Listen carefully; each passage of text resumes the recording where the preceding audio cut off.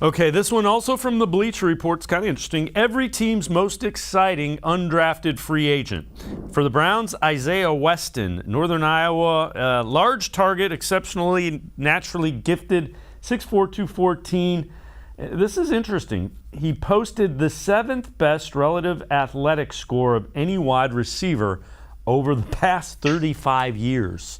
So again, it's a guy that hasn't played at a real high level. Northern Iowa's, the football championship subdivision, so the lower Division I thing.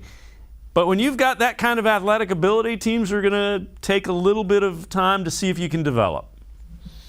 Yeah, and Dave, I think the most important thing is that, you have those tools in the toolbox. And that's the one thing that, coaches will say, you can't teach size, you can't teach speed. And, Weston's somebody who has both of them.